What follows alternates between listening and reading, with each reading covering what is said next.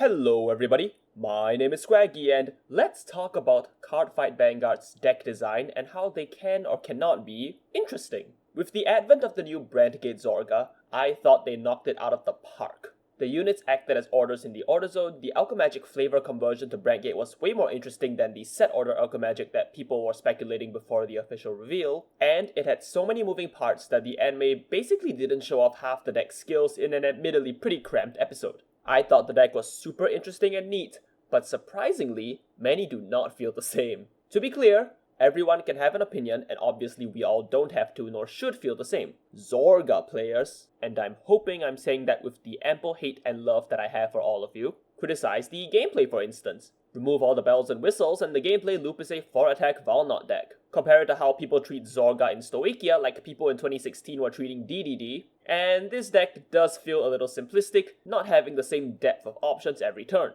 So, it got me thinking, what do we consider an interesting deck in Vanguard? Standard card design has been criticized in recent times for its linearity. Every deck has a combined Rusher and a Counterblast 1 Restander. If you bought those quick start decks thinking they'd end up meta relevant like the original trial decks, you must have been crazy disappointed seeing the literal clone cards that we get day after day as we approach set 13. Everyone admonishes decks for having the same +1 drive, for having units that just say +5k, for running the same generics. There really is a lot to criticize in standard card design. Thus, I want to go over some of the aspects of card design in standard and what I consider interesting alongside some fumbles. I know everyone waits with bated breath to hear what Swaggy thinks, so to start, let's define what it means for a deck to be interesting. As far as I can tell for the Vanguard community, a lot of us criticize decks with synonyms of the phrase not interesting. We call decks bland, we call decks boring for example, so I thought we should at least define what an interesting deck is. To me, an interesting deck or cards give you a reason to play them over other decks due to the unique characteristics that only this deck can do.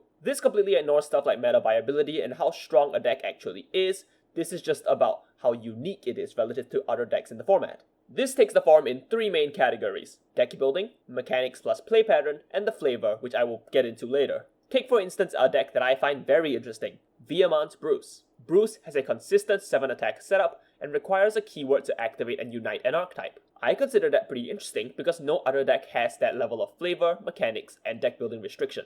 Interesting is also a relative thing for you to think about. For example, if your baseline of a deck is Vyrgilla, then something like Minerva may feel very similar and thus uninteresting. If your baseline of a deck is Jheva, then other decks that don't run a bunch of weird rear guards and lack a mechanic as robust as Cross Overdress may feel pretty bland in comparison. So now that we've got that definition out of the way, let's look at the categories that comprise interesting deck design, starting with... For constructed play, I think deck building is a good metric of interesting design. After all, there has to be a reason that you picked those 50 cards over any other. One thing about deck building that can make a deck interesting is deck building restrictions. The aforementioned Jheva is pretty interesting because you are almost forced to play rear guards that only Jheva can really play, or Bavsargra if you're a believer. Tangentially, restrictions that are loose on cards can also result in interesting design. Take the aforementioned Bavsargra for example. Cards like Ars Virina and Trickstar and Swendi were pushed as Nirvana Jheva support, but they work great in Bavsargra whilst not being completely generic. That ability to get creative with those cards in a nation/archetypes that are tangentially related is a good showing of what a unique card can do and thus is interesting. To contrast this, a lot of the other Dragon Empire decks are pretty uninteresting these days. They all play the Searching Dino Dragon. Spiral Torment Dragon is the best card in the game and found in every list, leaving few slots for in-archetype cards. This can make a game versus Shiranui feel the same as a game versus Vyrgilla, because you're seeing the same cards on the same turns. The only difference is that you'll likely lose to Vyrgilla. That makes for pretty uninteresting games and design because they are supposed to be different decks, but you're seeing the same thing over and over again. The deck building process should also require players to tinker to find the best builds for them. Jheva, Zorga, and Bavsargra, for instance, are top tier in this regard. Look at topping lists in succession on something like VG Paradox, and you can immediately see really distinct variations despite them being from the same event or being from the same format. Many decks have unique restrictions or forced archetypal play, but still aren't interesting to me in their deck construction. If I'm doing research on like the best performing Heartluru lists, I can predict pretty much everything but 1 or 2 tech cards that are a player's choice, and I imagine that many of you can too. The best innovation in that deck is like folklore for some of you EN players, but I imagine that she's gonna get the boot once you get Rouge, which is going to streamline the experience of toys even further alongside the construction of that deck. Then, in order to be an interesting deck, with those examples in mind, the deck should have enough pieces for you to toy with ratios and external support, but not be so reliant on external support to the point where it feels interchangeable with other decks completely. Take for instance the unfortunate casualty in Deluxe, Nanaclear. The deck relies on its internal support a fair bit, but has a few too many missing pieces where you're trying to find a ton of generics to get the deck working. It makes the Nanaclear core sort of interchangeable with other decks like Deeplands and even the new Berucrea. Obviously you can't just swap archetype card for archetype card and keep every generic and expect the deck to work, but for the most part, you might be able to. It's not much of a problem to me if some generics synergize well with certain Vanguards, but if they synergize with almost all of them, or a deck's construction means you can just swap the archetype and get a whole new deck out of it, then yeah, it's gonna be a little bit uninteresting. Fortunately, there's more than just unique deck construction that matters. I've been trying to avoid talking about it because it's the next topic, and I really can't, because now with those 50 cards in your deck, you now have to experience the mechanics of a deck are closely related to the deck building, which determines how each individual game is going to play out. Artisaria's main mechanic is using the orders to create lock and shadow armies, thus making you kind of balance between both control and offense. Deeplands is a reanimating deck with a superior Vanguard ride. Your mechanics are going to lead to your play patterns, and is to many players a lot more important than what the deck's construction looks like. Take Artisaria again, for example. Choosing when to lock and when to go for tokens creates more varied game states, and playing against opponents with no rear guards to lock can change your priorities in a game. Night Rose with the Hostage package is able to bolster her defense quite far, but your play pattern may change versus decks that can remove those recalled perfect guards. These mechanics, which lead to interesting play patterns, are going to change the typical flow of a game, and that is something that makes a deck more interesting than the other choices in the format. Typically, it is going to be a deck that plays on a different axis of what you may expect from a game of Vanguard. A key example is Prison.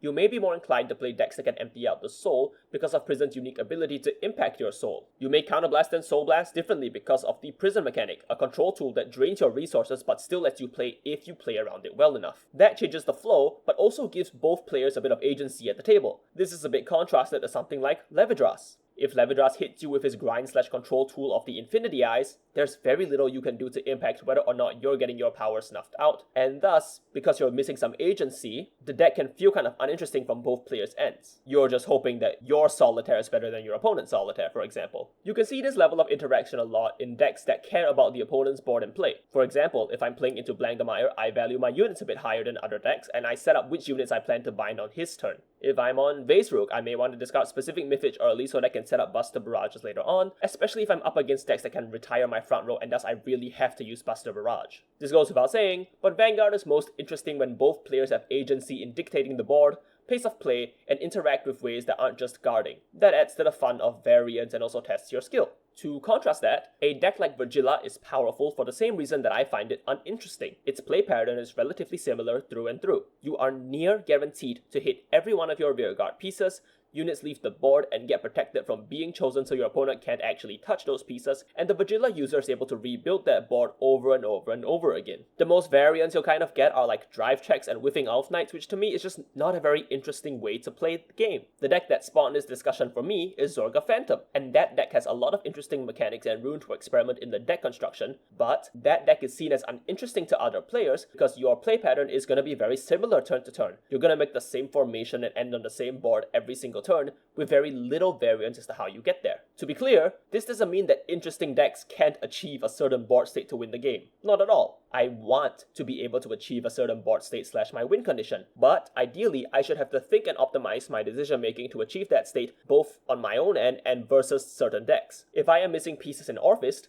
maybe I'm finding worlds that draw cards so that I can dig, sacrificing some power in the eternity so that I can get to that later by drawing into it later. When my friends and I play Claude beyond Artisaria, we are always playing around the lock, and as such, she needs to turn on the aggression and pivot to a different playstyle. That to me, that back and forth, is really interesting. We both have win cons that we want to get to, but we are playing Vanguard with another person, and thus we change how we make our decisions so we can get to that win con. This is opposed to something like Equilibra, where a ton of the cards read very similarly and the state is always basically the same, so no matter what situation, your deck does one thing, which mechanically isn't very interesting, nor is it a very interesting play pattern for me to experience. As the saying goes, variety is a spice of life. You want to have some variation in your play from game to game, from mechanic to mechanic, so it doesn't just feel like you're playing a solitaire game every single round. But no matter how varied the deck construction is, or how mechanically cool a deck can be, at the end of the day, there is a reason why cards have lore and art. And that's because to a lot of us, what matters is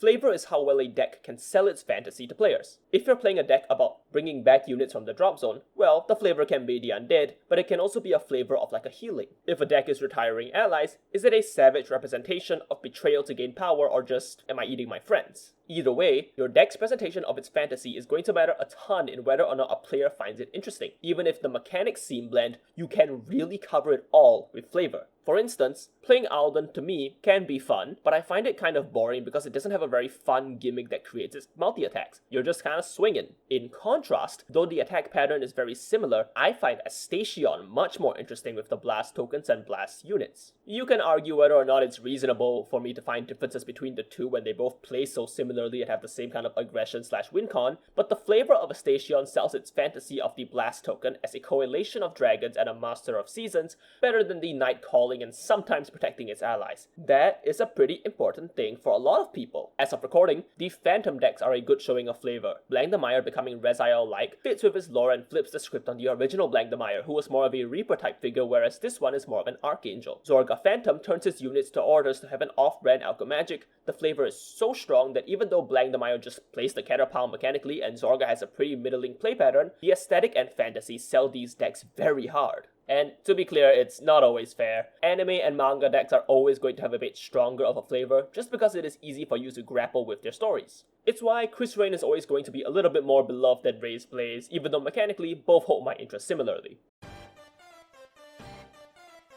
So, why did I spend an afternoon writing this video? Well, I thought it'd be fun to see what are the decks that I find interesting and why. Unique/interesting decks do matter because they're going to be what sell a casual player on a deck and keeps them engaging with the hobby. Decks need strong play patterns and aesthetic identities for players to keep wanting to engage with the hobby. It's why I imagine that even though collaboration decks are often very strong in their debut sets in the JP format, many people just aren't playing them. The visual identity not being linked to Vanguard didn't entice enough people, even though I imagine that a lot of the collab decks were strong enough to be a bigger cut of meta pie charts. Right now, I think that the decks coming into the format in set 13 have a lot of potential to be really interesting and give players something they'll enjoy. However, I also know from playing in 2025 that there's always the risk that we fall into design pitfalls in conceptualizing decks. In the desire for power and meta impacting cards, we easily end up making units that are pan-boring by the player base in their mechanics. In 2025, we saw a lot of decks that kind of build themselves with very little variation from one another, or decks that are super effective but play very similarly. And the greatest sin of all, we saw a couple poorly executed themes. Sorry, Stray Garden. Maybe next time.